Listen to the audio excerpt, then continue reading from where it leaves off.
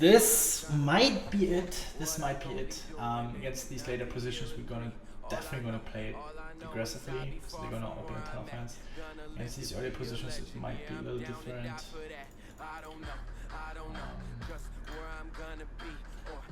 You were probably opening any. Okay, now we can only call. This guy's calling and he's just too strong. I guess we need to just rejam because he will be raise calling ace-2 suited. Having an all-in situation here. I'm gonna take a flop with the ace-8 suited.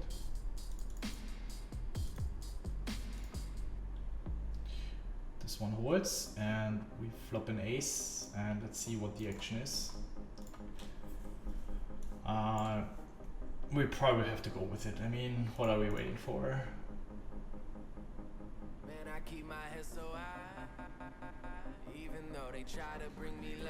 I'm probably just gonna check shove here.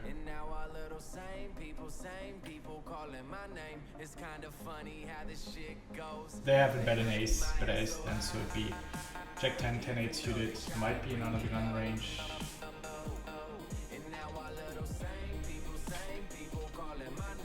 We could call and play it. We don't need so much protection. We could call actually on some turns.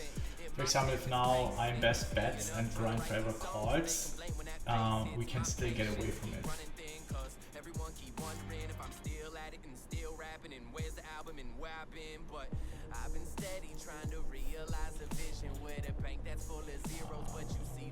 Having the aces here.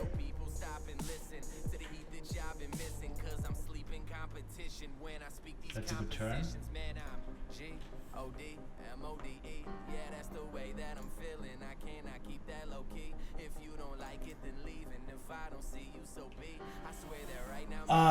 This is very, very nasty here. If he calls, I'm folding. If he folds, he can still have Jack 10, maybe 10-8 suited. He could have all backdoor flush draws. But it's close. I actually don't mind folding here, to be honest. It's really hard for him to have that many bluffs, but I think we have to go with it. If he has ace deuce, then he's probably also having weak aces. Not a big fan of his flop bet. I think he's just isolating himself way too often. There's just nothing you can do that much. He can have the backdoor flush draws, straight draws, few. He could be. I mean, the thing is, from his perspective, and he's a decent reg. He could have. He's perceiving us as rejamming ace jack, ace queen 3, right? So if he has ace 6, ace 5, he could just jam and protect his hand against a 9x hand or a draw. So if we fold ace 8 off, ace 8 here, we're just heavily overfolding. And if he bets ace deuce, he comes to the turn with ace 5, ace 4, ace 6 as well. And he will probably play it exactly the same. So there's just nothing we can do. It's definitely a nasty spot, but yeah. GG guys in the bounty builder. We finished 65th for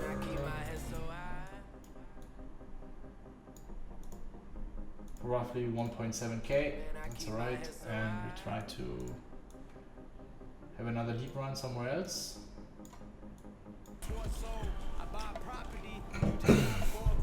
I think I'm gonna check call once. He should be raising a ton of flushes on the flop. Even though he's betting big, we still have to call. There are some flush draws he's betting on the flop, betting on the turn, then give it up on the river.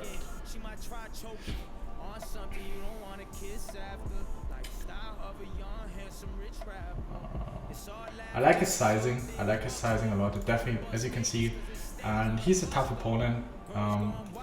Putting me in a tough situation. I'm also going to have some a6 and king x, so I don't need to call my jack here with no blocker, especially against this big sizing. So pretty standard fold.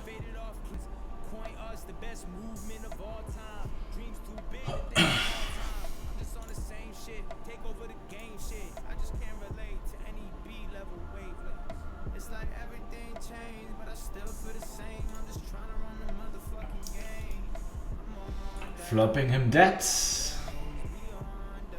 GG. Here we have an interesting pot. Opening MPAs 4 suited. This guy 3 bets very, very small. He bets quite big, but we're definitely gonna call once with actually we have to fold. It's really, really nasty. Here we're gonna call, of course. Seems we have to fold. Especially since he's net bets. That's really unfortunate, but there's nothing we can do. Getting the queens. Nice double up there, by the way, here. It was not a double up, but it's big pot.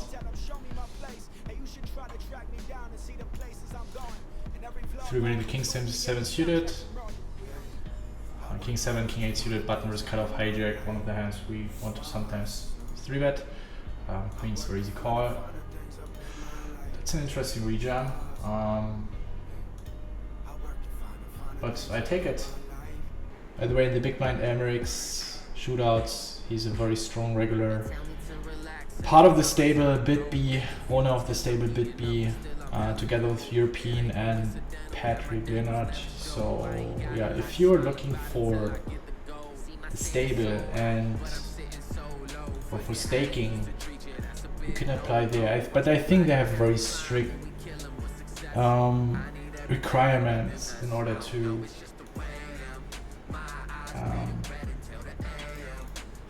join their stable. But it's definitely one of the most professional, if not the most professional stable I have seen. And they really take care, and you get high quality coaching. And I'm also giving webinars there, private coachings for their students. I mean, they're constantly, these 3 guys, you always see them in the top leaderboard, Scoop, WCOOP, Powerfest. You always see them running deep very, very often. I'm just betting very small here. I'm also gonna keep betting small the churn. I wanted to protect my hand. I expect him to raise a few 5x on the churn, and now we just check back. Of course, you can have some queen x hands, but more often you will have king jack, king 10, jack 10, and against those hands we want to protect. And small churn sizing strategy is therefore pretty useful. And here with the 7s, what's happening here? 2 is quite small, but you just have to fold. And we could jam.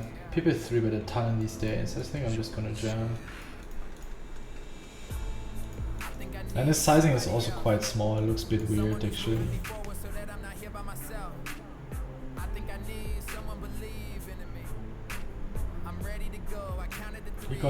You can mess around here with all sort of suited aces, Broadways.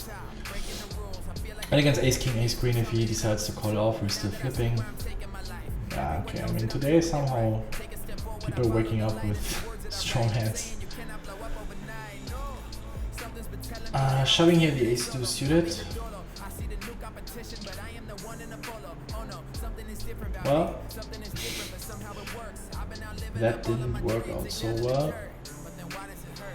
We can rebuy.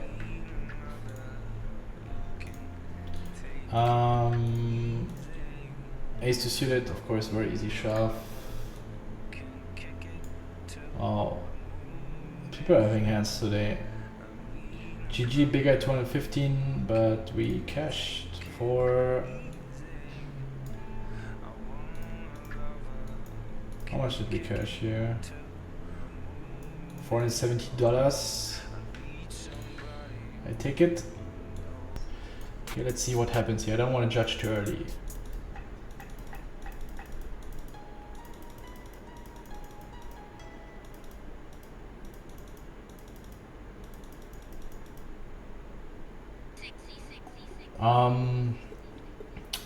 Might be on the K bluff from his side. I think taking Jack 10 should already be enough, and some Ace 3s, Ace 5s, which have way more equity.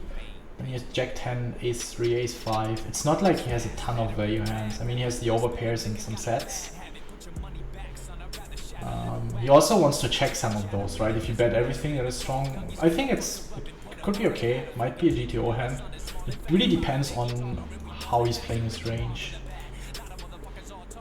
But he probably, it's close. With being close to the bubble, it might be okay to check back, because now if the internet has queens, what is he really shoving for value against? And he probably has to check call this hand and hope for, I don't know, something that he's turning into a bluff. Definitely an interesting spot, and it would be interesting to see what a GTO solver would do in this situation, especially on the Rivers Jacks. Seems a lot to me that internet has 10-8, Jack 10 suited very often, or just to give up. Interesting spot for sure, interesting. These situations I also never want to judge, because at first like, oh, Queen Jack, what a stupid bluff. But these players, they also study a lot, and they also use reads, tendencies, their stats. And one really important part in poker is that if you see something that might appear weird to you or unknown to you, it's worth checking it out what he's doing. Of course, there are clearly things that are wrong, but if you see something you're not sure whether it's good or whether it's a mistake, it's worth checking it out and not judging it too early. It's a good way, good mindset to improve in poker and not being too judgmental. So we got the Cowboys.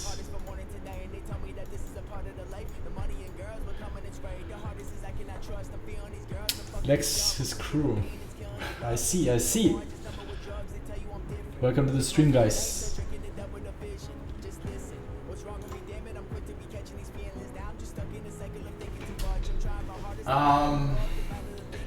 It's an interesting situation. As you can see, we are close to the money, and he might be opening a little wider, so might have more trash in his range.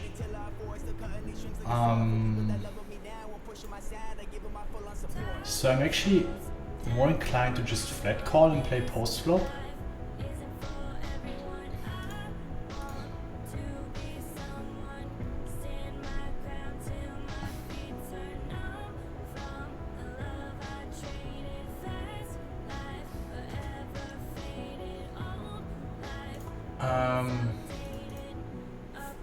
I'm gonna bet the turn, of course.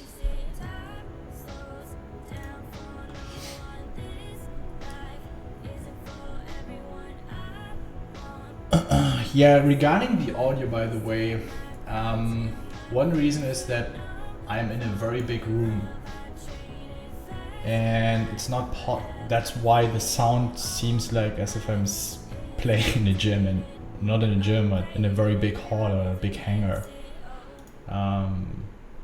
Yeah, where is the shove here? So because, but I'm gonna move into a new room soon, and then the audio should be much better. We have an interesting spot here. I'm gonna start with a small bet. Unfortunately, fold. Probably an ace high.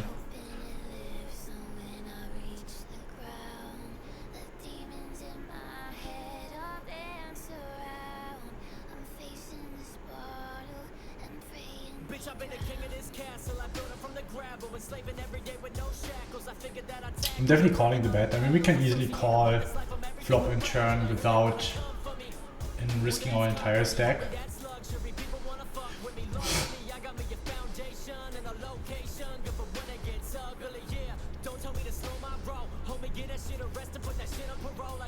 I'm not sure if I really want to bet this hand, because then I have to bet fold.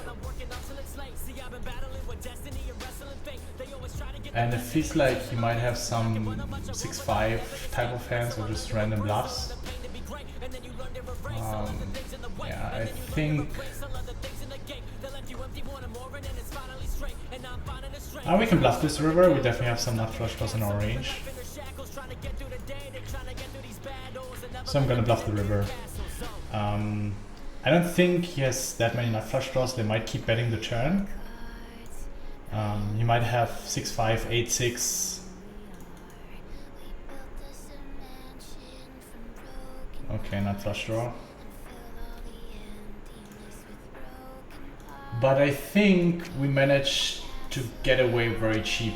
If the club hits, ooh, holy shit. Holy shit. Wow. Guys, we're gonna call this one. I think he's shoving deuce to nines very often, so we're in a good shape, and jacks plus trapping. So unless he's king queen, queen jack type of hands, a good spot to double up, even though it's close to the money. But even with ICM, it's just too profitable. Queen 8. Oh, we are counterfeited. Alright guys, that's it for today. So probably green means not winning tournaments, it means bubbling tournaments. Yeah, was not the most successful grind. Actually interesting spot. I would probably be calling with 8s plus. Yeah. Anyway, nothing we can do. This is poker, sometimes queen high wins. And I'm gonna now have 50 more chests to open, and then I will also go to bed. I hope you guys enjoyed the stream. Whoever has a deep run, best of luck, best of strength and power.